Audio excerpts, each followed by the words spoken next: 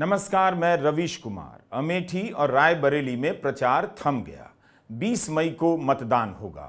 17 मई को रायबरेली में अखिलेश यादव और राहुल गांधी की सभा हुई, लेकिन इस मंच से सोनिया गांधी का भी एक भाषण हुआ, जिसके बारे में हम इस वीडियो में आगे बात करेंगे।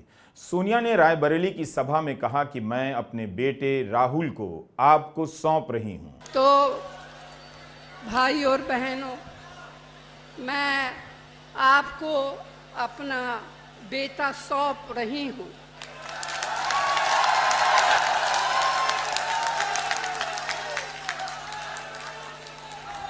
अपना बेटा सौंप रही हूं, जैसे आपने मुझे अपना माना, वैसे ही राहुल को अपना मान कर रखना है।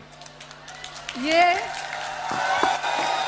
राहुल आपको निराश नहीं करेंगे। मैंने राहुल और प्रियंका को वही शिक्षा दी जो इंदिरा जी ने और रायबरेली की जनता ने मुझे दी।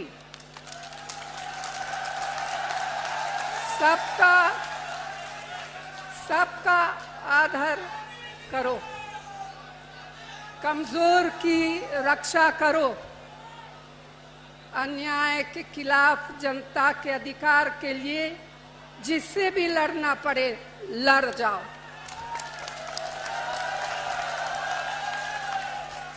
डरना मत, क्योंकि संघर्ष की तुम्हारी जड़ें और परंपराएं बहुत मजबूत है।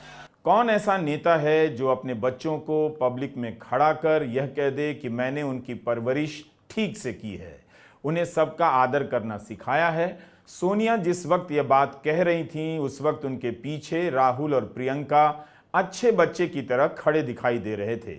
जैसा कि हमने कहा, रायबरेली में सोनिया गांधी के भाषण पर हम आगे बात करेंगे, लेकिन पहले अमेठी और रायबरेली की बात कर लेते हैं। अमेठी में बीजेपी ने उतनी ही ताकत लगाई है जितनी ताकत से प्रियंका गांधी ने किशोरी लाल शर्मा के लिए प्रचार किया। दिन रात एक कर दिया। प्रचार के लिहाज से देखिए तो आप नहीं कह सकते कि बीजेपी के नेतृत्व ने स्मृति ईरानी को अकेला छोड़ दिया। ठीक है, प्रधानमंत्री मोदी यहां सभा करने नहीं आए। 2014 में अमेठी में मोदी ने प्रचार किया, 2019 में भी किया, लेकिन 2024 में नहीं आ सके। अमित शाह ने यहां 2 दिन दिए। 17 मई को ऊंचाहार में अमित शाह की सभा हुई। एक तरह से वह सभा अमेठी और रायबरेली की ही संयुक्त सभा थी, जहां समाजवादी पार्टी के विधायक मनोज पांडे को बीजेपी में शामिल कराया गया।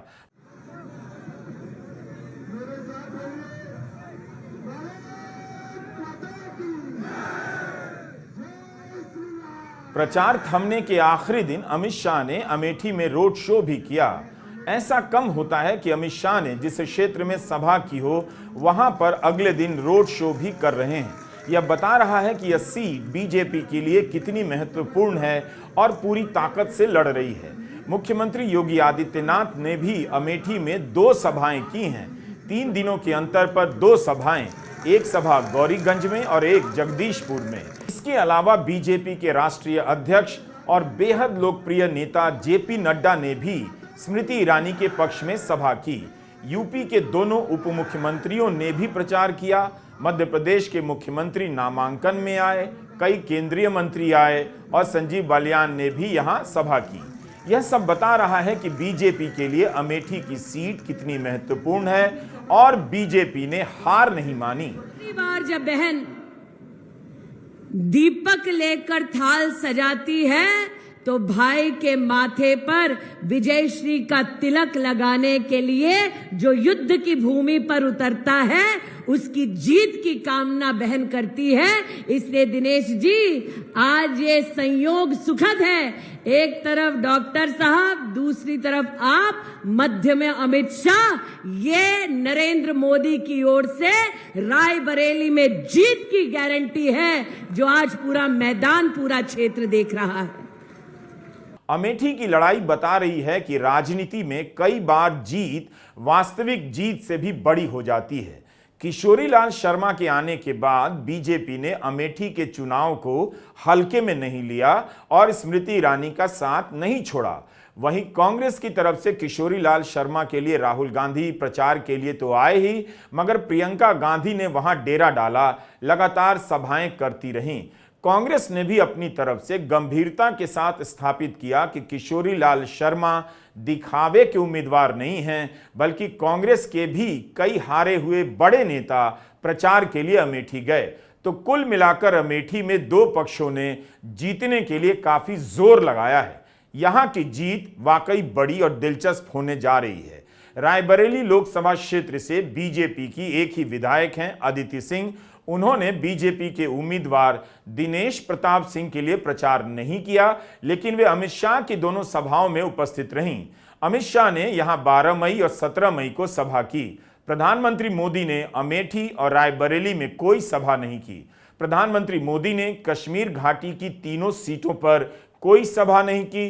प्रधानमंत्री मोदी ने लद्दाख में अभी तक कोई सभा नहीं की। प्रधानमंत्री मोदी ने मणिपुर में कोई सभा नहीं की।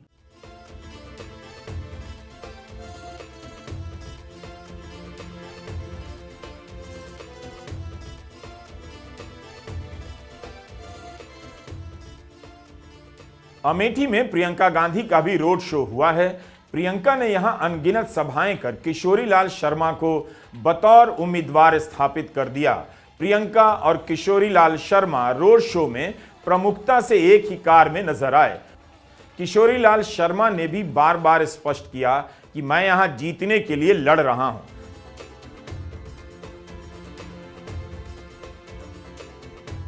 सत्रह मई को राहुल गांधी ने अमेठी की जनसभा में मंच पर किशोरीलाल शर्मा को बुलाकर गले लगाया। अमेठी में कांग्रेस के साथ साथ समाजवादी पार्टी ने भी पूरा जोर लगाया है। अमेठी और रायबरेली में समाजवादी पार्टी और कांग्रेस के कार्यकर्ताओं का संबंध उतना ही मधुर लगता है जितना नेतृत्व के स्तर पर अखिलेश और राहुल के बीच। कांग्रेस ने अपने हर भाषण में समाजवादी पार्टी और कांग्रेस के कार्यकर्ताओं की भूमिका को स्वीकार किया, तारीफ की। प्रियंका गांधी की सभाओं में और मंच पर भी लाल टोपी वाले समाजवादी दिखते रहे और मंच के पीछे के पोस्टर पर अखिलेश यादव की तस्वीर भी नजर आई। सोनिया गांधी ने चुनावी राजनीति से संन्यास ले लिया है। देखिए, ये समाजवादी के कार्यकर्ता और कांग्रेस के कार्यकर्ता एक सेना बनके लड़ रहे हैं, एकजुट एक सेना बनके लड़ रहे हैं और इंडिया गठबंधन को यहां उत्तर प्रदेश से विजयी बनाएंगे। मैं आप सबको बहुत बहुत आभार प्रकट करना चाहती हूं कि किस तरह से आपने इस चुनाव में पूरे देश को दिखाया है कि दो पार्टियां नहीं, आप एक सेना है। दिल से आप साथ में लगे, दिल से आपने काम किया।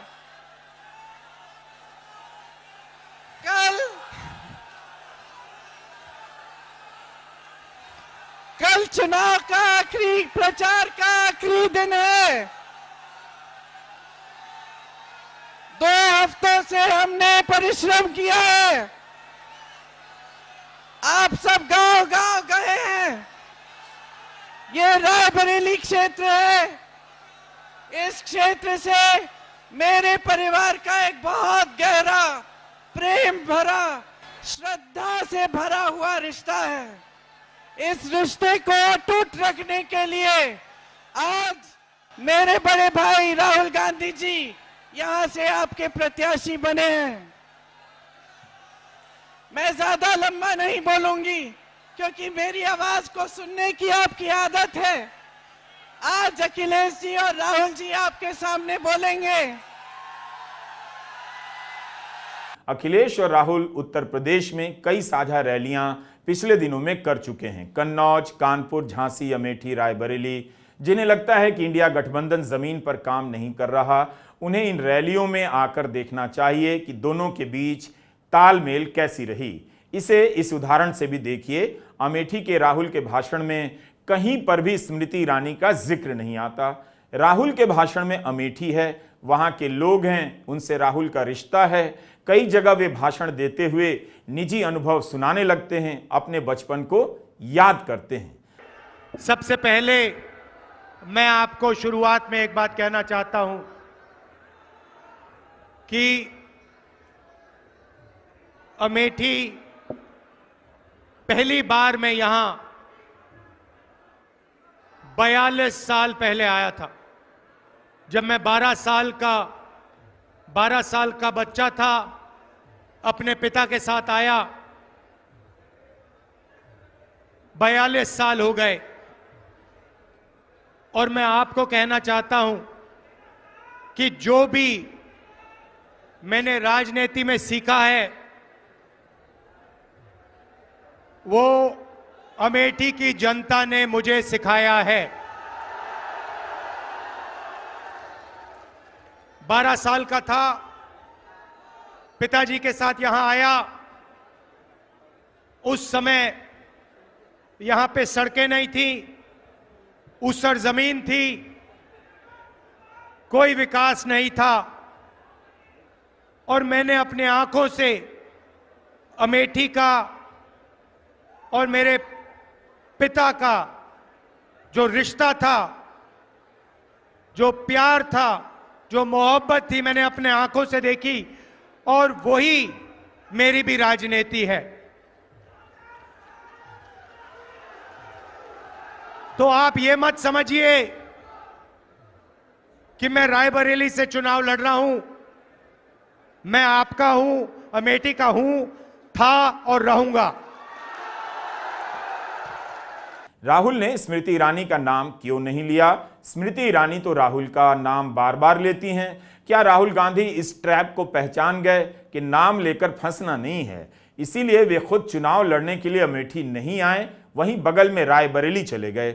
लेकिन उनका समय अमेठी में भी बीता। उनके भाषण से ठीक पहले अखिलेश जब बोलते हैं तो स्मृति ईरानी पर सीधा वार करते हैं, अपने ही अंदाज में चुटकी लेते हैं। राहुल के नाम नहीं लेने और अखिलेश के नाम लेने में जो जुगलबंदी है उसे नोट कीजिए। दोनों एक दूसरे से सीख भी रहे हैं और दोनों एक दूसरे को सिखा भी रहे हैं।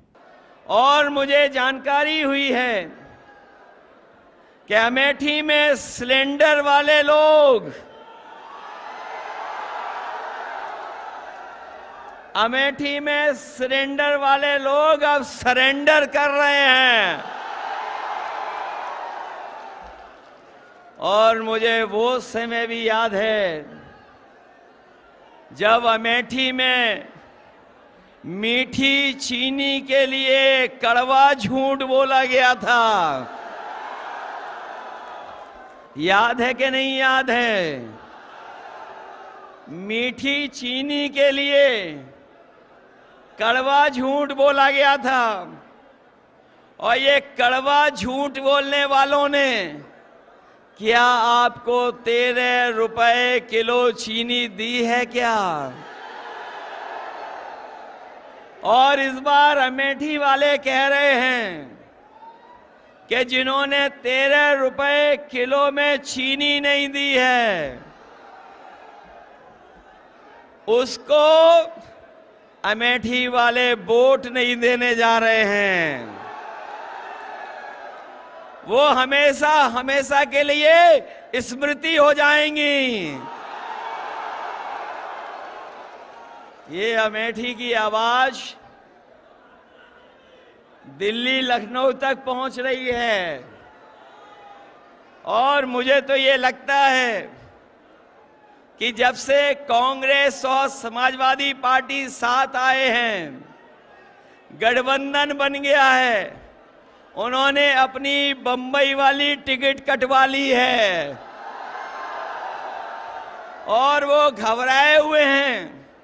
इतनी मेहनत का नतीजा क्या निकला 4 जून को पता चलेगा। अमेठी और रायबरेली में कांग्रेस और बीजेपी दोनों ने मोर्चा बांधा है। बीजेपी हजारों करोड़ रुपए की सबसे अमीर पार्टी है। उसकी अमीरी के सामने विपक्ष की हालत कमजोर नजर आती है, लेकिन इस हालत में भी विपक्ष लड़ रहा है। अखिलेश यादव भी समझ गए हैं असली लड़ाई मतदान के दिन की है, जब दोनों के कार्यकर्ता मोर्चे पर डटे रहेंगे।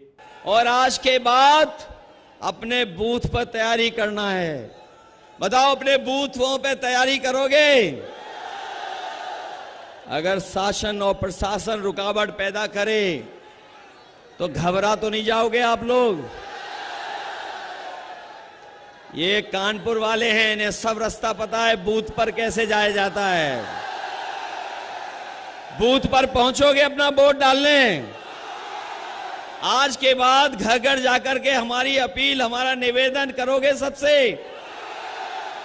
ये केवल चुनाव हमारे आपके भविष्य का तो है ही है, लेकिन ये चुनाव हमारी आने वाली पीढ़ी के भविष्य का भी है। ये चुनाव संविधान बचाने का है। संविधान के साथ साथ जो हमें अधिकार और न्याय मिलता है, वो न्याय और अधिकार को अपने सुरक्षित रखने का भी चुनाव है।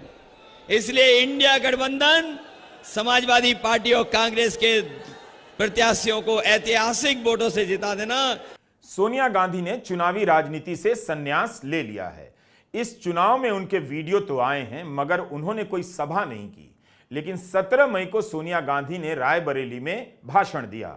21 मई 1991 को श्री पेरुम्बदूर में राजीव गांधी की हत्या होती है। यह सोनिया गांधी का किरदार है कि जब वे राजनीति में आती हैं तो पहला भाषण उसी जमीन से देती हैं। 11 जनवरी 1998 को श्री पेरुम्बदूर में ही सोनिया गांधी का पहला भाषण हुआ था। बीजेपी के नेता बार बार सोनिया का देश याद दिलाते हैं, आज भी, लेकिन सोनिया को एक ही देश याद रहा और वो है भारत। उन्होंने राजनीतिक जीवन की शुरुआत दक्षिण भारत से की और उत्तर में उन्होंने कई बड़े सत्ता परिवर्तन कर दिखाए। अपने समय के सबसे कद्दावर नेता और वक्ता माने जाने वाले अटल बिहारी वाजपेयी, जिनकी हिंदी के सामने कोई नहीं टिक सकता था, सोनिया तो बिल्कुल ही नहीं। उनकी सरकार सोनिया की हिंदी के आगे हवा में उड़ गई। वही सोनिया गांधी जब रायबरेली में एक तरह से आखिरी चुनावी भाषण दे रही थीं, तब उसे अनदेखा नहीं करना चाहिए। 2004 की हार अटल बिहारी वाजपेयी की हार से कहीं बड़ी थी उस महिला की जीत जिसे बीजेपी के नेताओं ने विधवा कहा, विदेशी महिला कहा।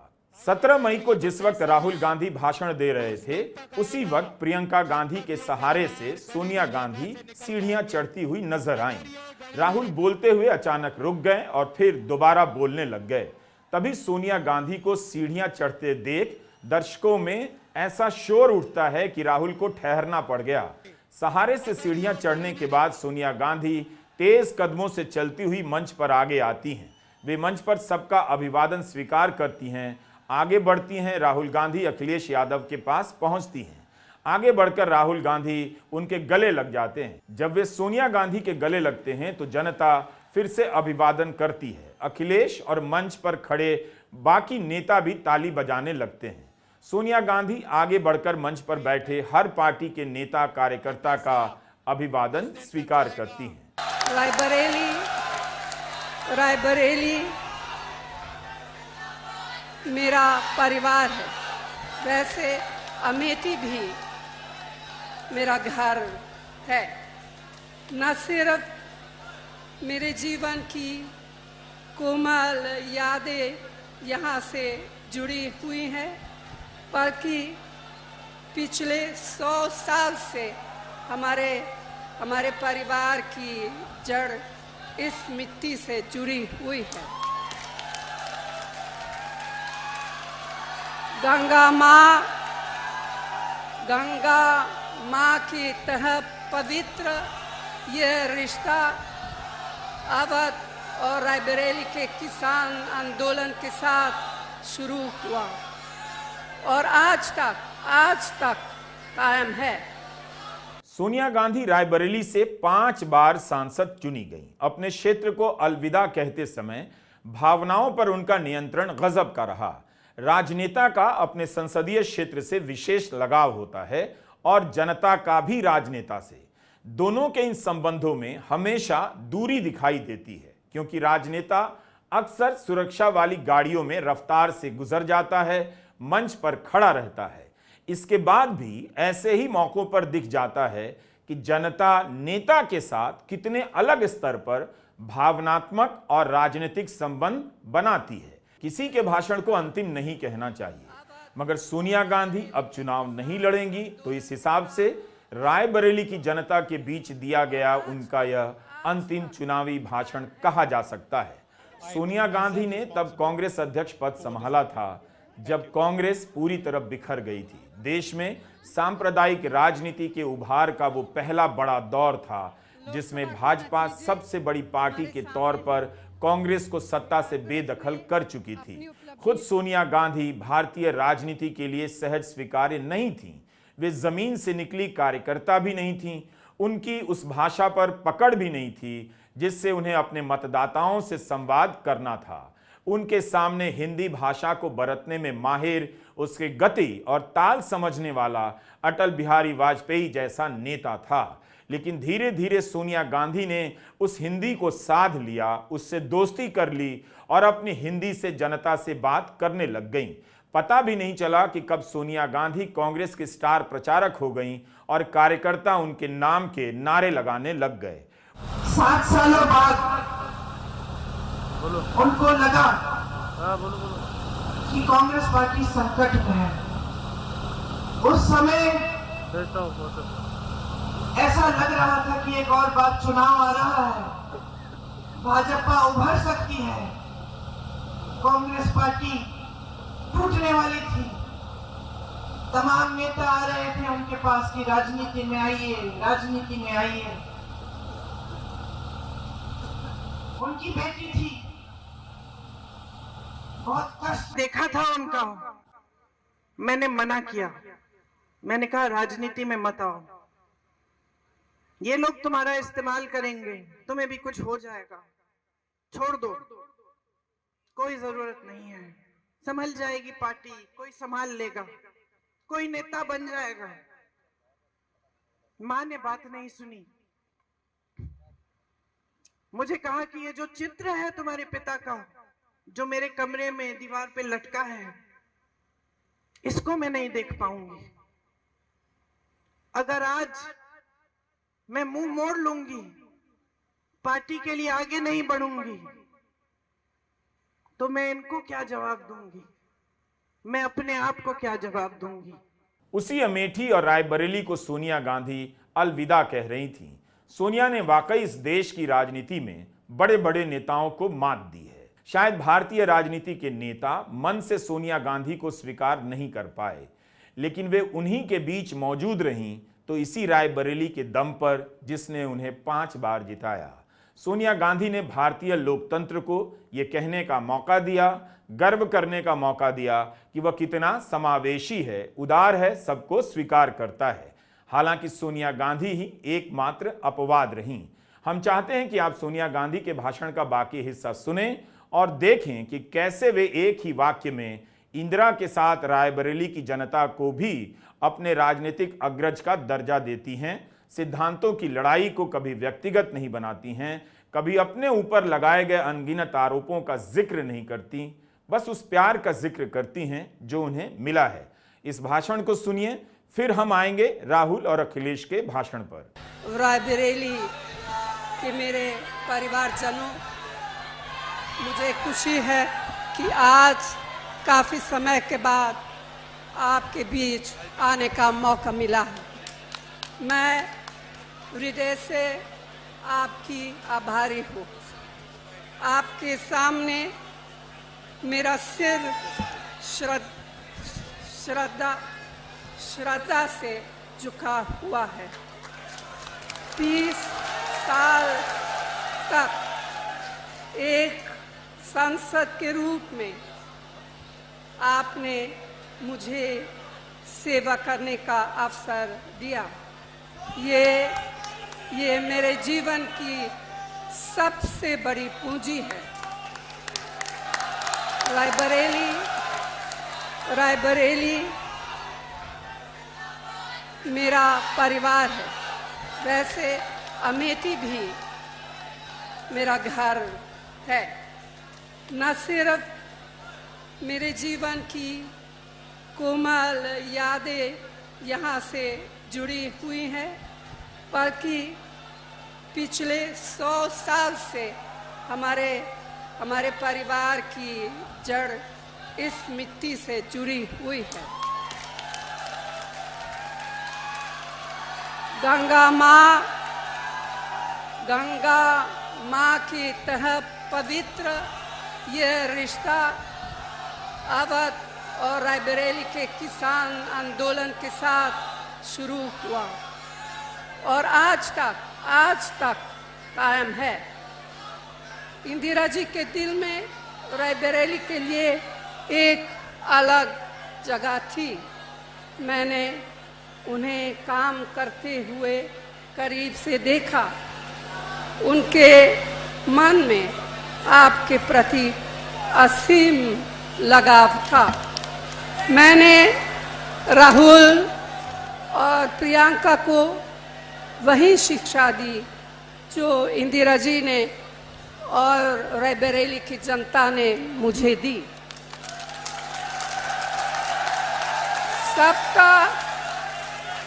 सबका आदर करो, कमजोर की रक्षा करो, अन्याय के खिलाफ जनता के अधिकार के लिए जिससे भी लड़ना पड़े लड़ जाओ।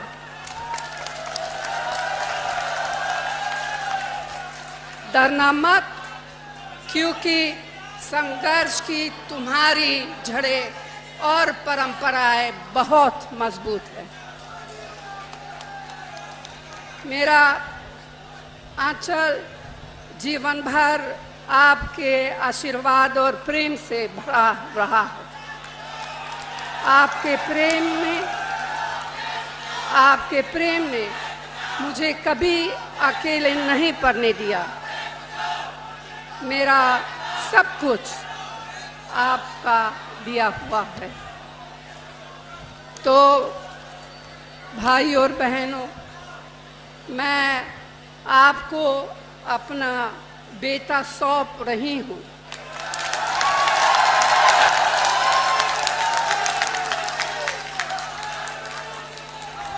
अपना बेटा सौंप रही हूँ, जैसे आपने मुझे अपना माना, वैसे ही राहुल को अपना मान कर रखना है। ये राहुल आपको निराश नहीं करेंगे। सोनिया गांधी के इस भाषण के बाद राहुल गांधी ने ट्वीट कर अपनी प्रतिक्रिया जाहिर की। राहुल ने अपने ट्वीट में लिखा कि यह पल मेरे लिए बहुत ही भावुक कर देने वाला था। मां ने रायबरेली की 100 वर्षों की सेवा की परंपरा का ध्वज आज मुझे भरोसे के साथ सौंप दिया। मैं गर्व के साथ यह जिम्मेदारी स्वीकार करता हूं और वादा करता हूं कि मां के कहे एक एक शब्द का मान रखूंगा। सोनिया गांधी ने रायबरेली की जनता के बीच कहा, मैं आपको राहुल को सौंप रही हूं। लोकतांत्रिक राजनीति में जनता के बीच सौंपने की इस बात पर अलग से विश्लेषण होना चाहिए। मैं इस मुद्दे को यहां छोड़ रहा हूं क्योंकि एक जरूरी सूचना आपको देनी है, सभी के लिए है। जब मतदान खत्म हो जाता है तब पीठासीन अधिकारी एक फॉर्म पर दस्तखत करता है। इसे फॉर्म 17C कहते हैं। इस फॉर्म में लिखा होता है कि उस मतदान केंद्र पर कितनी वोटिंग हुई, उस पर बैलेट यूनिट, कंट्रोल यूनिट और वीवीपैट का सीरियल नंबर भी लिखा होता है। जो भी पोलिंग एजेंट मतदान केंद्र पर गया है वो अधिकार से फॉर्म 17C मांग सकता है। पीठासीन अधिकारी को हर हाल में देना ही होगा, यह नियम है। इस दस्तावेज के बिना कोई भी पोलिंग एजेंट मतदान केंद्र से नहीं लौटे। इसी से मतगणना के दिन पता चलेगा कि कितने वोट पड़े और गिनती में कोई अंतर तो नहीं। अगर जरा भी अंतर आया तो यही फॉर्म 17C काम आएगा। तो इस सूचना को सभी को बताइए। एक संसदीय क्षेत्र में 2000 मतदान केंद्र हैं तो 2000 फॉर्म 17C दिया जाएगा। कई बार इसकी जानकारी उम्मीदवार को नहीं होती, पोलिंग एजेंट को भी नहीं। 2024 का चुनाव बेहद मुश्किल चुनाव है। जनता केवल अपनी जागरूकता और जानकारी के आधार पर ही चुनाव लड़ सकती है। नमस्कार, मैं रवीश कुमार।